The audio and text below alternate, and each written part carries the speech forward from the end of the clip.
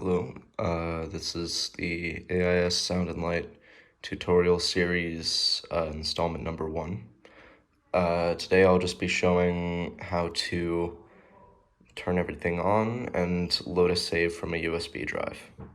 So you'll start over at this fuse box. You'll flip up both of the black labeled main power switches. And as you can see, things start to turn on.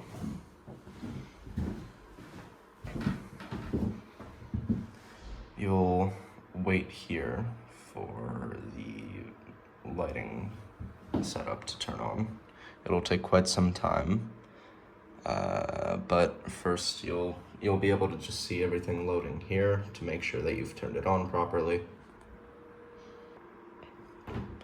Then, once everything's turned on, you'll see the cue list here and the visualization of all the lighting here. You can go to this drive right here, plugged into the USB port, and in any one of these, you can put a flash drive.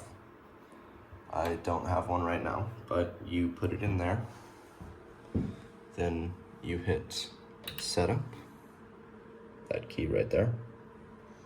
You hit load, and then from a list that will pop up, you select whichever file you would like to load. If it isn't there, press refresh, eventually press load.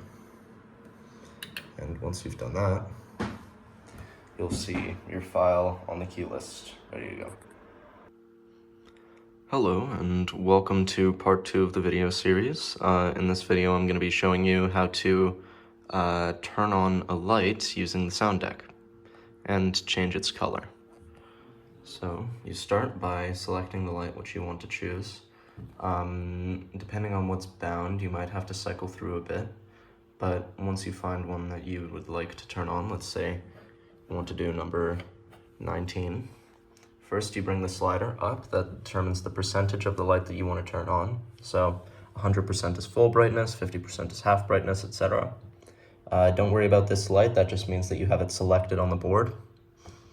Then, if you want to turn it on, first you have to select a color for it, since it's in LED light.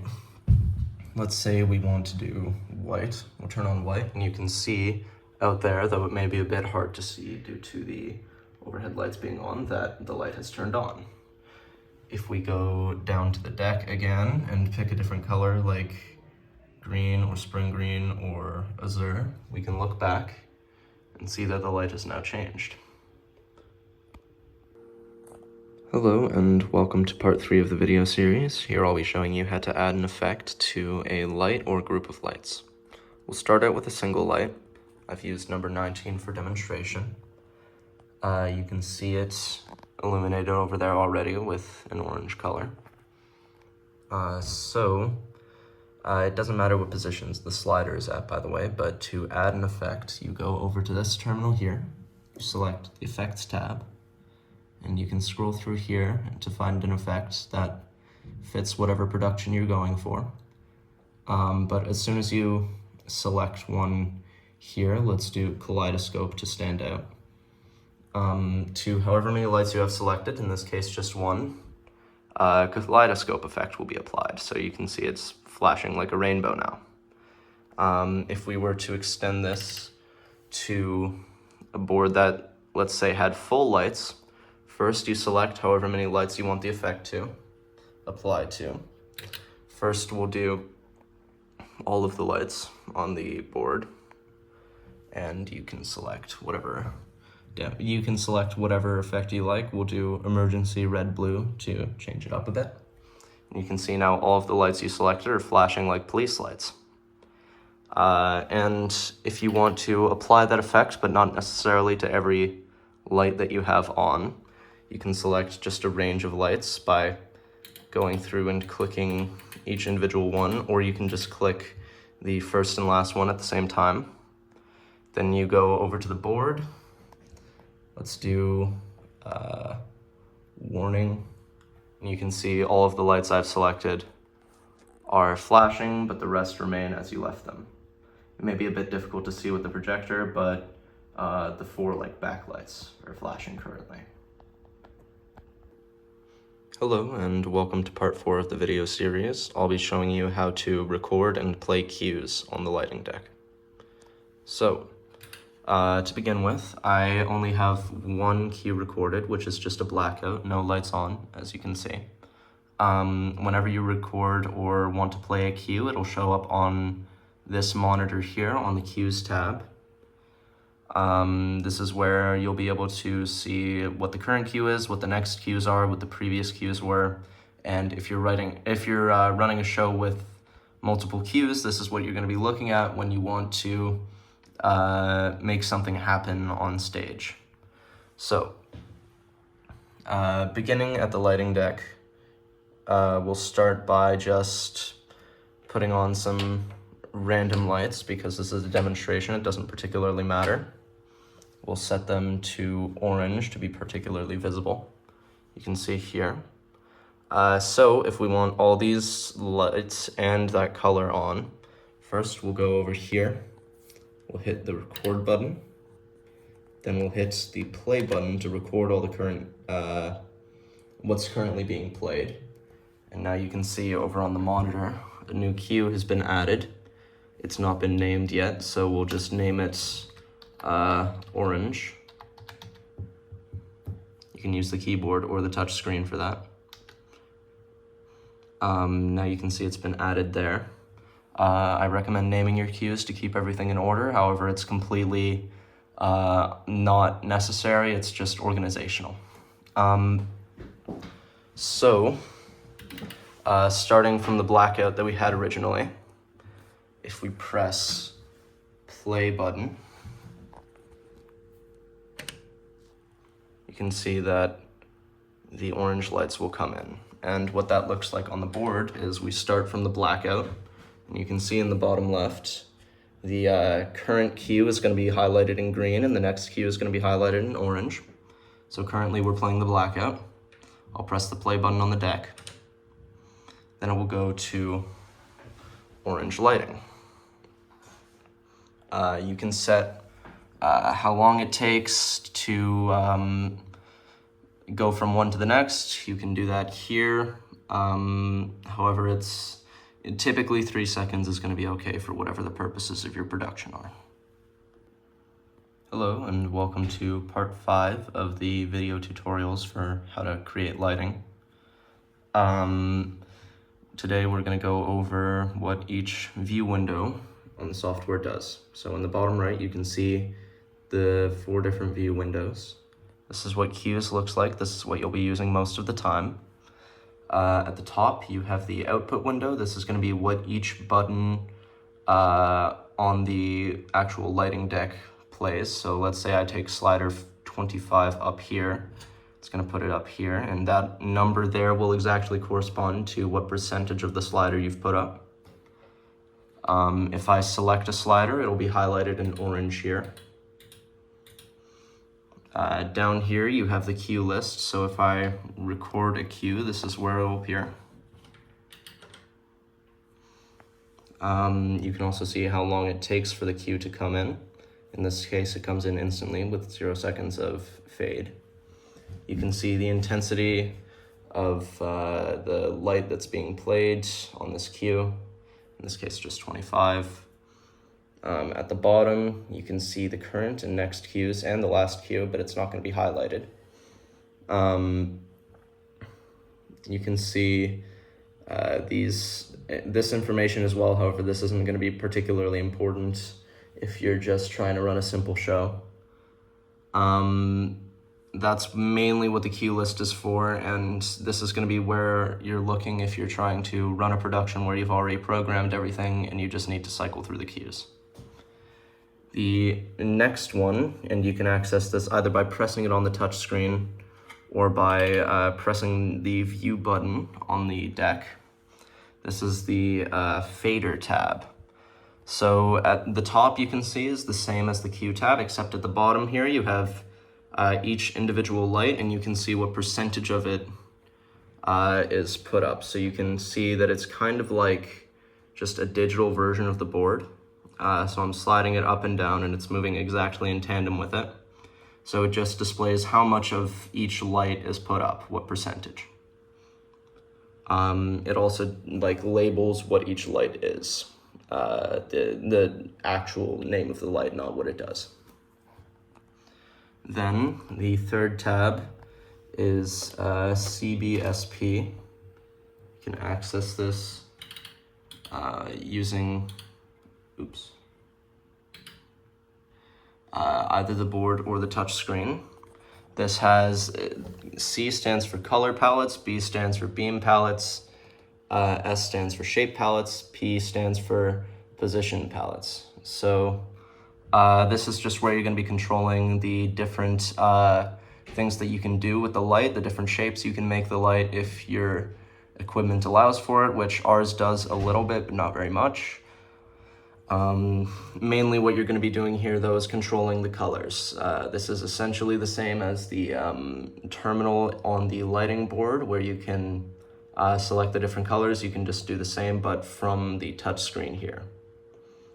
Here you can have the actual name, or you can go to this view where you can select each thing, and I don't have a light selected, so it's not going to display anything, but you can use the color picker here instead of the palettes. You can also go to mood boards, which is like an assortment of lights when you're trying to go for a certain theme with your play. It kind of skips the process of trying to find what looks good, and you can just pick a theme here. And then the other three pretty much don't have to worry about, because two of them we can't even do, but yeah, you can just pretty much ignore those unless you're doing some like intermediate level lighting work in the booth, and by then you'll know how to do it anyway. This tutorial will be useless. So next we go to Group FX Color. You can access that. Oops. I accidentally changed windows there, I apologize. You can do either the lighting board or the touch screen to access it. In this case, I used the lighting board. Here you have effect palettes, which is however many lights you have selected. I'll just, for demonstration, put 4 up outside. I'll do 4 ones that are more visible. I'll put these 4 up, and then I can select on this touch screen whatever effect I want, and it'll play it out there. You can also choose like kaleidoscope, and you can see it changing as I go through things.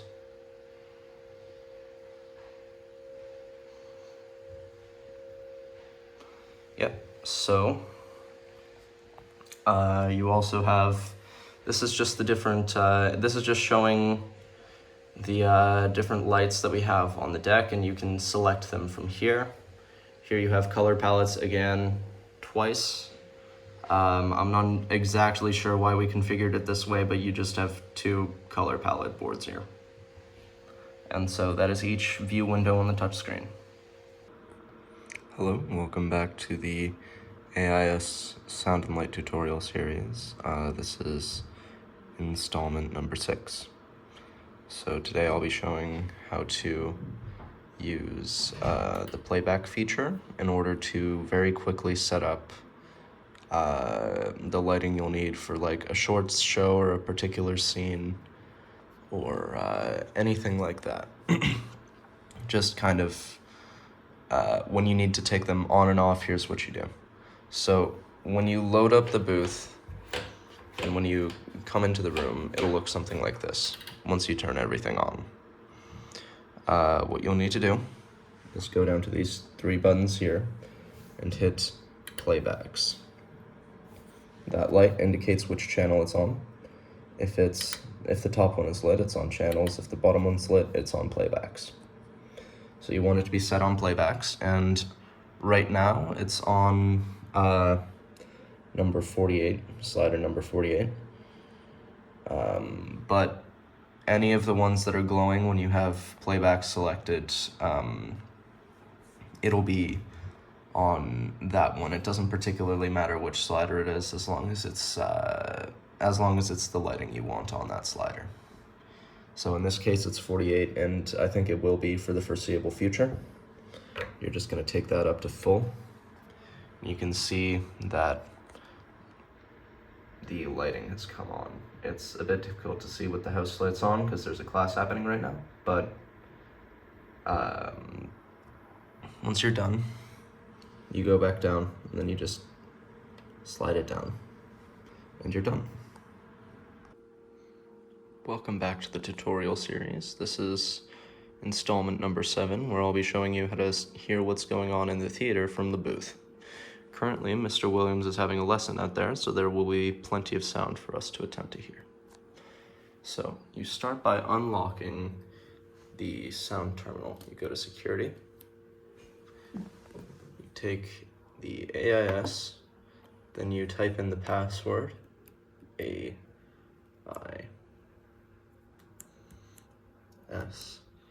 The touchscreen is quite poor.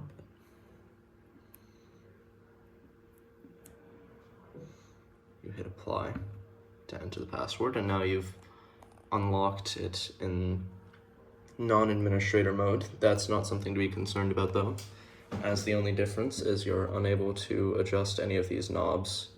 I'll show you a lock icon here when you attempt to. So to hear what's going on in the booth, first go over to this speaker where everything will be played out, and you can adjust the volume. This is off, and then as you move it more to the right, it will get louder in here.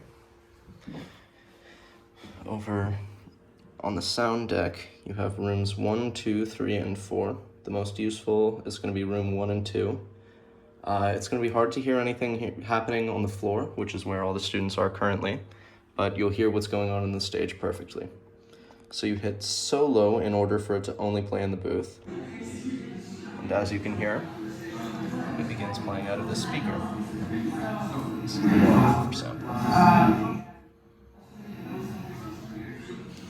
You can also turn on room 2 at the same time to hear more of what's going on. However, it doesn't make much of a difference.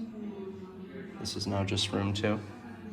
It's more or less the same. So once you're done, you turn off both solos, and you've now heard sound in the booth. Hello, welcome to the 8th installment of the tutorial series. Here I'll be showing you how to turn on a microphone and make it heard from the theater. So first you unlock the console. I've already done that, but you go to security and then you type in the password. Then you go down here to these two controls. There's wedge 1 and wedge 2. These are both set to each of the handheld microphones that we've got in here. They're labeled, as you can see. Oh, it seems the label must have rubbed off on this microphone, but the other one's labeled mic 2. So I suppose that's how you can tell them apart. You make sure it's up to 0 or just anything above that to make sure it's heard. Then on the bottom of the microphone, you switch it to on.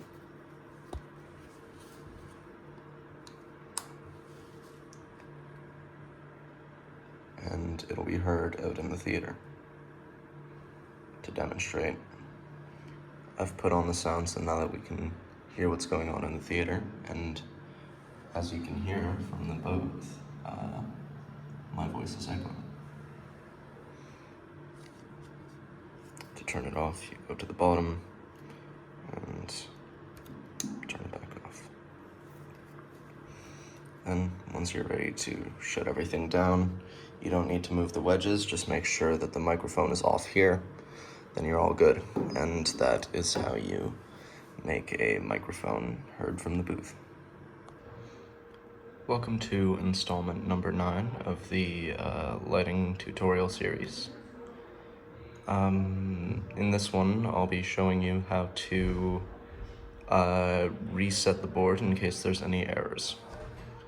So, right now, there's a show on the deck, and it works perfectly. Like if I hit this cue, you can see it works, but we'll pretend for some reason that it doesn't. And Right now the issue is that I've taken the playback down, but we'll just pretend for whatever reason that there's some unknown technical error and there's no instantly available resolution to it. No identifiable error. The first things you should attempt to do are to move the playback up and down, press clear twice, just in case you've accidentally bumped a switch or anything, which is causing the cue you want to be played to not be played.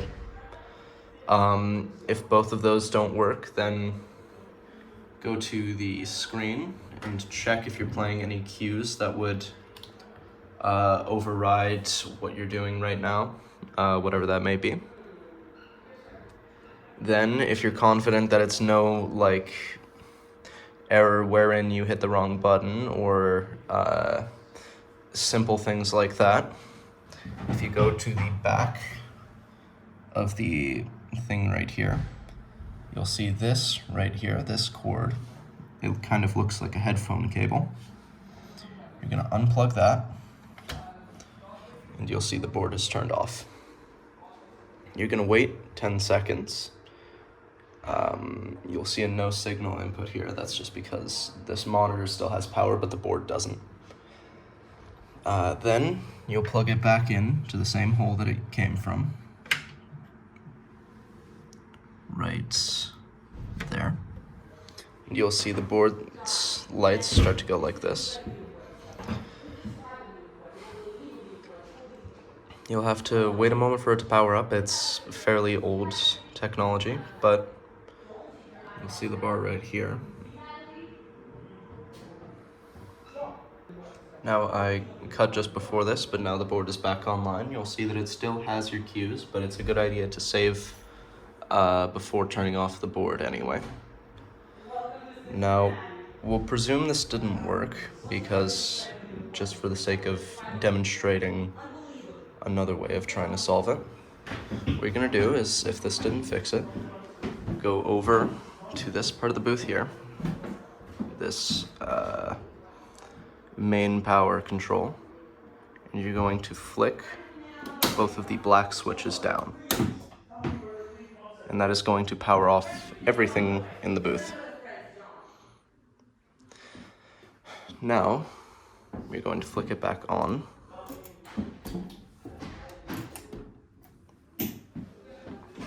You'll see things begin to power up. Then, hopefully, whatever issue there was has been fixed. And if not, then there's either a user error or a more underlying technical error that requires a closer look at the equipment. Welcome back to the tutorial video series. This is the 10th installment, the final one, where I'll be showing you how to turn everything off. So in order to turn everything off, first you save whatever project it is you're working on by going to Setup and then hitting the Save button. There's nothing on right now, so I won't hit it, but once you save, it may prompt you to name it, it might not, but either way, it will save it. It will save it to whatever flash drive you have in this right here. It's connected to there, and you can see whichever USB slot you have something in, whichever USB you have slotted in, it'll save it to that. What you do is you go over to this power box here, and you have these two black switches, which are main power, and you flick both off. Now, the lights are still on out there. It doesn't affect the fluorescence, but as you can see, the sound deck is off. This sound deck is off. This speaker is off. This monitor is off, and the lighting deck, it's off as well. And you're finished.